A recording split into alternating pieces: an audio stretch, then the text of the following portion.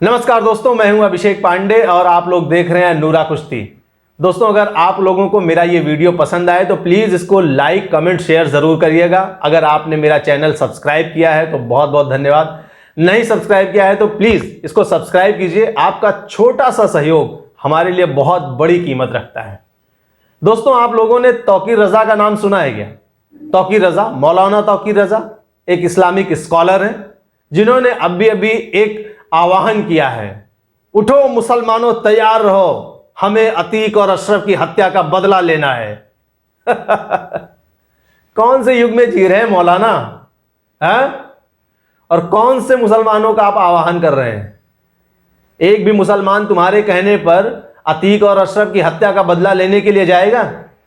अरे वो जमाना बीत गया जब आप मुसलमानों को वोट बैंक समझा करते थे और मुसलमानों की संख्या पढ़ाई लिखाई में थोड़ी पीछे थी, इसलिए वो आपकी ऐसी मीठी चिकनी चुपड़ी बातों में आ जाया करते थे।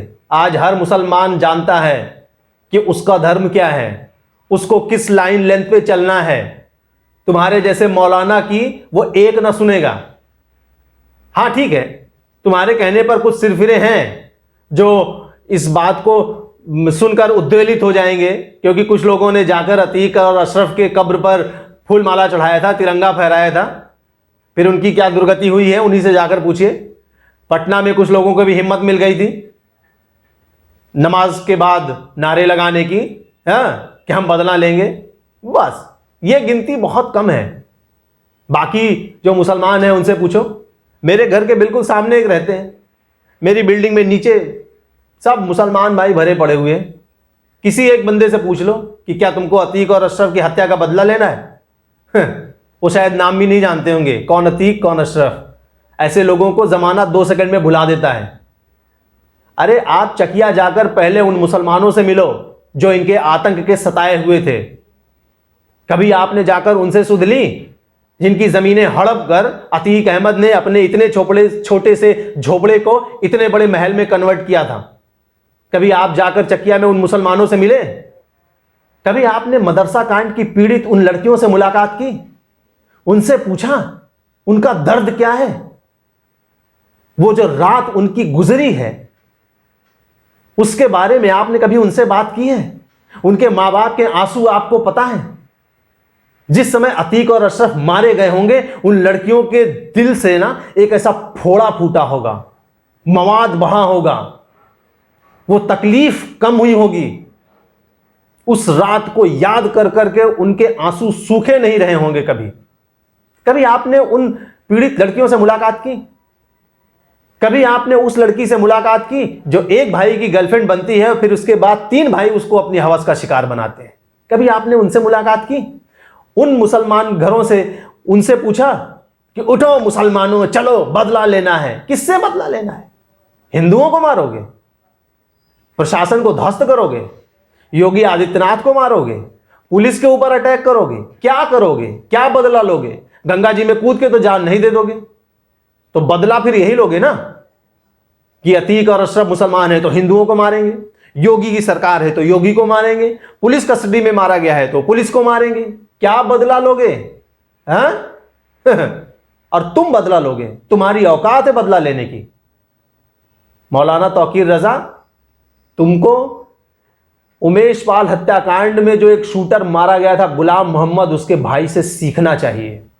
जाओ उसके भाई से मिलो, उसके पास बैठो और उससे सीखो कैसे उसके भाई ने और उसकी सगी मां ने गुलाम मोहम्मद की लाश को लेने से इनकार कर दिया। और उन्होंने कहा कि जो भाई या जो बेटा गुनाह के गलत रास्ते पर चलेगा उसकी मरने के बाद हम शक्ल भी नहीं देखेंगे। ये है इस देश का मुसलमान। समझ रहे हैं? जो आपके किसी भी ललकारने पर या किसी आह्वान पर खड़े होकर हाथ में तलवार लेकर निकलने वाला नहीं है। उठो मुसलमानों, चलो बदला लो। वो बदला ले, वो अपना सर कटाए और तुम अपनी राजनीति करो। उनके घरों के बच्चे मारे जाएं, उनकी औरतें विधवा हों और तुम MP MLA और राज्यसभा का टिकट के लिए जीभ लपलपाओ, है ना? दरअसल तुम जैसे लोगों की हिम्मत इसलिए पड़ती है कि इस देश में कुछ ऐसी सेकुलर पार्टियां हैं जो चाहती है कि तुम इस तरह से उल जलूल बयान दो ताकि उनकी राजनीति की गाड़ी में थोड़ा थोड़ा पेट्रोल पड़ता रहे, वरना उनकी राजनीति की गाड़ी चलेगी नहीं।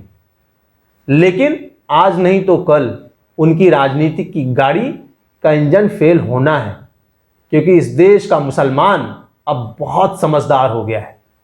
वो जानता है कि उसको क्या करना है, और इसीलिए कान खोलकर सुनो, धारा 370 हटने पर, बाबरी मस्जिद के बारे में, राम जन्मभूमि के बारे में फैसला आने पर, 3 तलाक के हटने पर, इन्हीं मुसलमान भाइयों ने एक शब्द नहीं निकाला मुंह से, एक छोटा सा दंगा नहीं हुआ।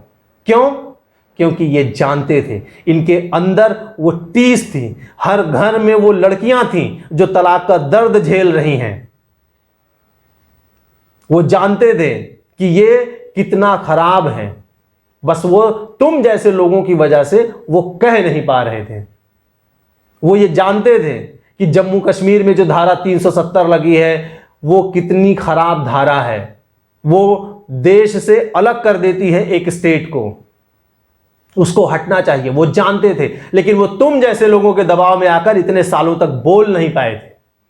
वो जानते थे कि हमारे बगल में हमारे जो पड़ोसी हैं, जो हिंदू भाई हैं, श्री राम उनके आराध्य हैं, और उस आराध्य का जन्म स्थान है अयोध्या, जहां पर बाबर ने मंदिर को तोड़कर मस्जिद बनाई थी। तो इन भाइयों को वो मंदिर मिलनी चाहिए। बहुतायत मुसलमान इस बात से वाकिफ थे और वो इस बात से इत्तेफाक रखते थे, लेकिन तुम जैसे मौलाना की वजह से वो बोल नहीं पाते थे। उनको ताकत मिली, वो पढ़े लिखे और पढ़ाई लिखाई की शिक्षा की ताकत ने उनको यह हौसला दिया कि वो तुम जैसे लोगों के बहकावे में नहीं आए और एक चूं से चपड़ तक नहीं हुए।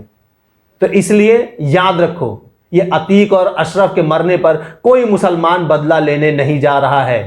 तुम्हारे अंदर हिम्मत है तो तुम आओ सड़क पर, समझ गए? और फिर देखो कि प्रशासन और पुलिस तुम्हारा क्या हश्र करती है। और ये जो तुमने बयान दिया है, कोर्ट इसको संज्ञान में लेगा, और इसके बाद तुम्हारी जो दुर्गति होगी, फिर तुम चिल्लाओगे कि अल्पसंख्यक को सताया जा रहा है, और फिर यही मुसलमान भाई घर में बैठ के मजे लेंगे। वो जानते हैं कि तुमने जो बयान दिया है वो गलत है, वो निंदनीय है। जय हिंद।